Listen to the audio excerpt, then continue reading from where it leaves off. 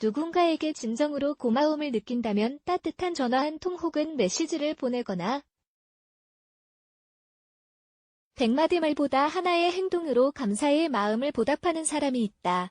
반면 굳이 그럴 만한 가치가 없는 사람에게까지 자신의 시간과 관심을 계속해서 나타내는 사람도 있다.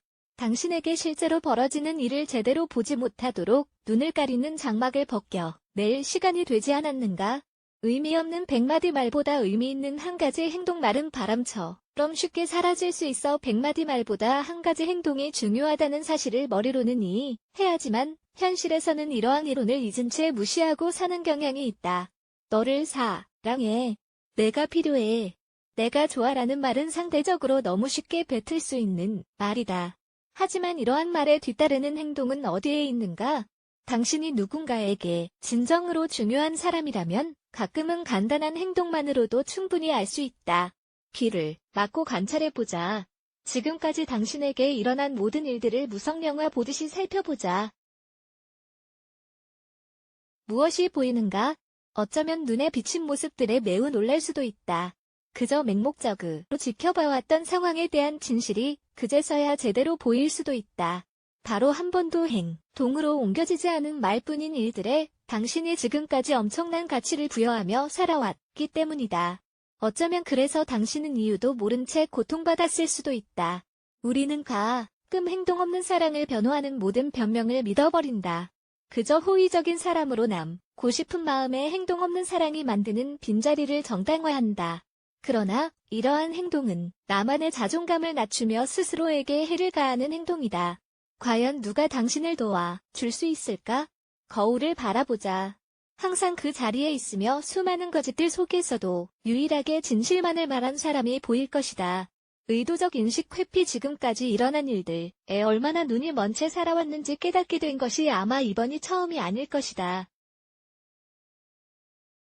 그러나 시간이 지나면 결국 당신은 또다시 원하는 것만 보게 되는 똑같은 시점으로 되돌아올 것이다. 또 다른 상황을 찾고 있는 동안 당신은 스스로에게 상처를 주게 된다.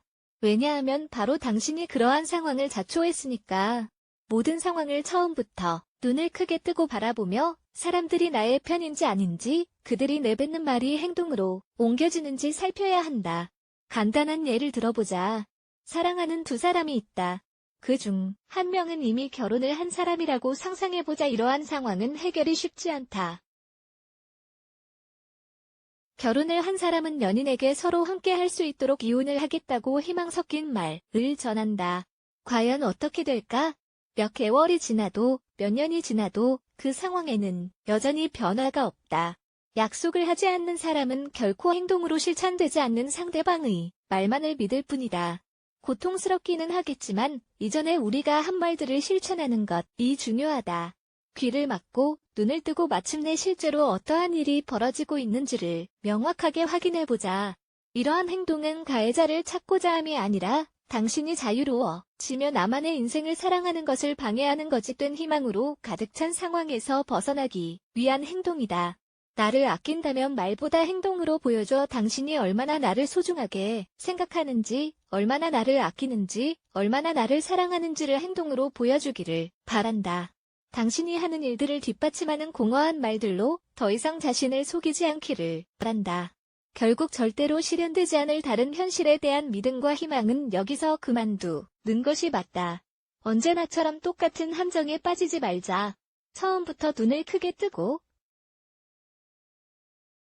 절대로 이뤄지지 않을 기대와 꿈으로 가득 찬 그 쉬운 차선책을 선택하지 말자.